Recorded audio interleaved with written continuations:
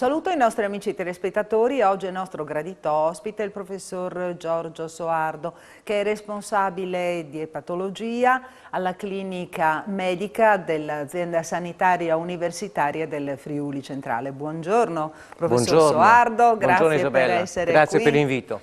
Senta professore, in questo periodo, adesso c'è il timore che si ritorni magari indietro con la questione del Covid, paura di avvicinarsi all'ospedale, visite magari un pochino più a rilento perché si devono seguire determinati protocolli. Effettivamente, che cosa sta succedendo? Ci vuole illustrare quella che è la situazione, anche per rassicurare i cittadini che se hanno bisogno di doversi recare in una struttura sanitaria lo possono fare tranquillamente, magari con un po' più di pazienza rispetto a prima, ma se c'è la necessità intervenite immediatamente. Certo.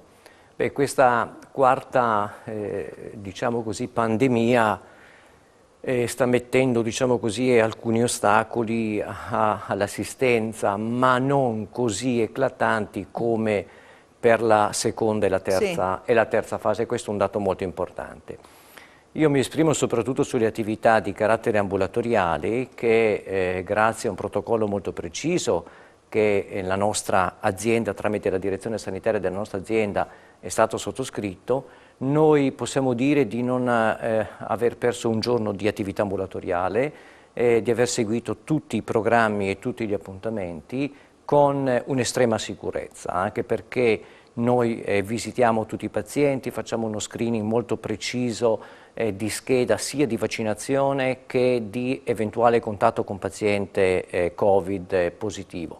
Quindi i pazienti possono stare, secondo me, molto sereni se vengono nelle strutture della nostra azienda, perché la nostra azienda veramente si è occupata in maniera molto precisa nel garantire qualsiasi tipo di evento in questi pazienti.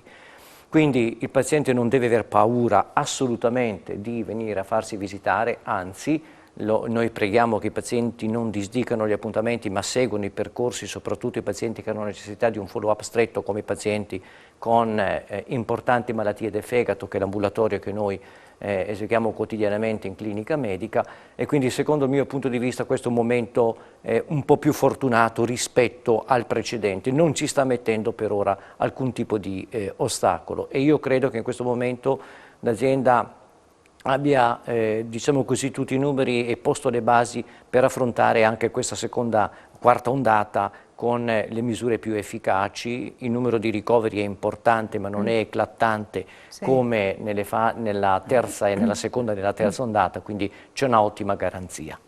Senta, il Covid non ferma la ricerca, perché si pensano tutti non fanno altro che parlare di Covid, di ricerca per quanto riguarda il Covid, ma si continua a fare ricerca anche in tutti i campi, sicuramente in ogni direzione. In ogni direzione, quindi quest'anno nell'ambito epatologico cui io opero e cui si fa ricerca anche in questo ambito, certamente il Covid, qualche piccolo studio soprattutto di popolazione non ne si è riusciti a portare avanti proprio per le motivazioni ben precise.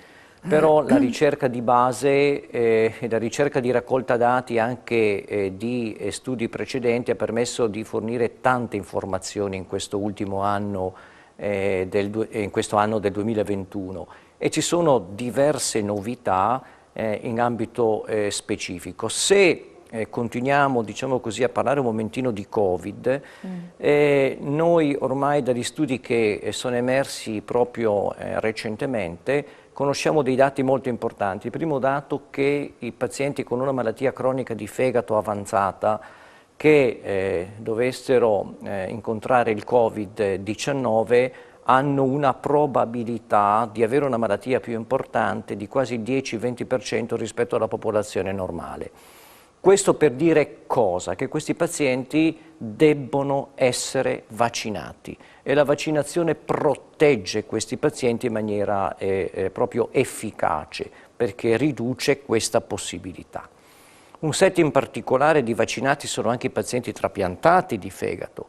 Anche lì il vaccino è efficace, seppur eppure con risposte anticorpali diverse rispetto alla popolazione. I pazienti trapiantati eseguono una terapia immunosoppressiva continua e questo certamente in subpopolazioni di pazienti, soprattutto quelli che assumono determinati tipi di antirigetto, la risposta immunitaria è un po' più bassa, relativamente più bassa. E quindi sono pazienti che devono seguire in maniera precisa le norme di protezione e quindi indossare la mascherina sempre, secondo il mio punto di vista, perché è un presidio di barriera fondamentale, lavarsi le mani, non frequentare i posti affollati ed essere molto certi che gli ambienti che frequentano non siano stati a contatto con delle persone, anche familiari, che abbiano avuto o presentino la malattia da Covid-19.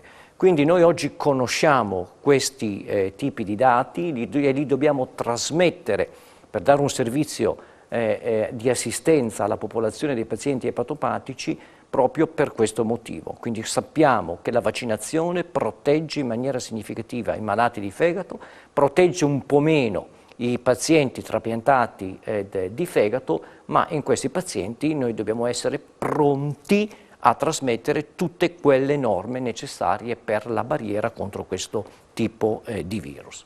Senta, Covid a parte, novità, ecco, quali novità si sono affacciate in questo ultimo periodo? Allora, le novità fondamentali sono che purtroppo, come l'ho detto in trasmissioni precedenti, stiamo vivendo una pandemia che riguarda obesità e steatosi epatica.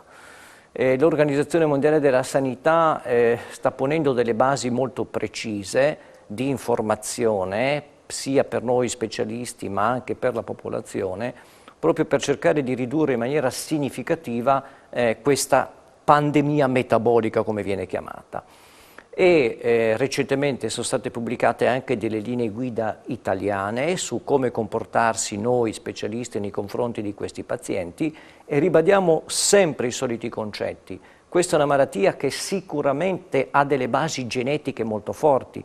Noi partecipiamo a degli studi molto importanti con il centro di metabolismo del professor Valenti di Milano e dove ormai abbiamo capito che non tutti i pazienti che sono obesi diventano steatotici proprio perché non hanno tutte le valenze genetiche che invece ha il 70% della popolazione.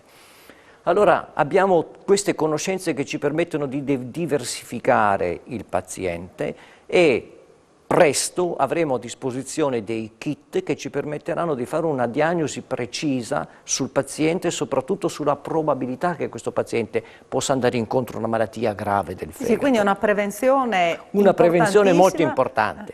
Però dobbiamo ritornare alle origini. Questi pazienti, le linee guida dicono fondamentalmente che se sono in sovrappeso obesi devono perdere peso, 5-10% del peso corporeo, senza diete particolari, cercando di ridurre la quantità calorica. Non è importante quello che si mangia, ma quanto si mangia, l'ho ribadito in più occasioni.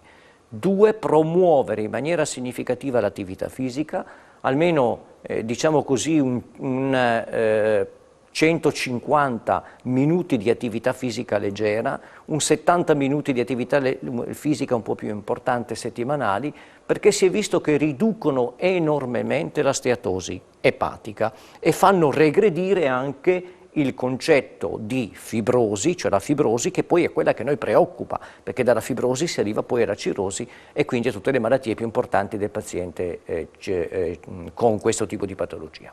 Un secondo campo che sta avendo degli sviluppi molto importanti in epatologia è la cura contro i tumori.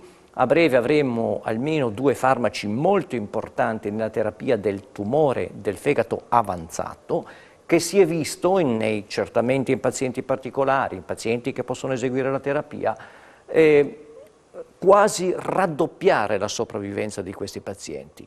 E quindi questi sono, diciamo così... Sì, comunque solo per pazienti selezionati. Certo, ma abbastanza selezionati, pazienti che magari non hanno risposto alla terapia classica, non hanno risposto alle terapie rocoregionali, quindi vanno alla terapia medica e oggi abbiamo a disposizione nuovi farmaci che possono garantire una ottima sopravvivenza di questi pazienti. Quindi queste sono novità molto importanti che la speranza noi dobbiamo sempre dare. La ricerca sta andando avanti e sta dando dei frutti importanti proprio per la cura di queste malattie. Abbiamo anche altre novità che riguardano le malattie immuni del fegato. Si è visto che questi pazienti che hanno le malattie immuni rispondono ai vaccini molto bene come tutti gli altri, ma abbiamo un setting di pazienti delle malattie immuni dell'albero biliare, la colangite biliare, la colangite sclerosante. Sono patologie non molto frequenti, ma nemmeno rare, perché rappresentano, diciamo così, un 5-10% di tutte le malattie del fegato. E oggi su queste patologie, soprattutto per la colangite biliare primitiva, una malattia che colpisce prettamente il sesso femminile, abbiamo un mix di farmaci che può diciamo, migliorare diciamo così, la funzionalità del fegato, può far regredire l'evoluzione della malattia anche negli stadi intermedi di malattia, prima di arrivare al trapianto di fegato. E quindi anche queste sono delle grandi novità che noi abbiamo in epatologia e che sono state acquisite con degli studi che ormai sono stati eseguiti 1 anno, 2 anni fa, ma abbiamo adesso i risultati che noi li porteremo proprio nel nostro ambulatorio per la cura e per cercare di dare serenità ai nostri pazienti. Quindi cure sempre più sartoriali, ormai si usa questo termine, no? In medicina, cure sartoriali, fatte e cucite sulla persona. Assolutamente, ormai sempre più noi in ambito epatologico facciamo eseguire dei percorsi sia diagnostici ma anche terapeutici proprio personalizzati ai pazienti, perché ogni paziente può avere una diversità di risposta terapeutica a un determinato tipo di farmaco. E questo per noi grazie a tutta una mole di studi che sono stati presentati anche all'ultimo congresso americano e all'ultimo congresso europeo proprio in ambito di diverse patologie del fegato. Siamo giunti al termine di questo appuntamento con il professor Soardo. Tra l'altro io spero di averla ospite in trasmissione anche nella prossima puntata, sempre che lei riesca a ritornare da noi. Grazie, grazie per l'invito.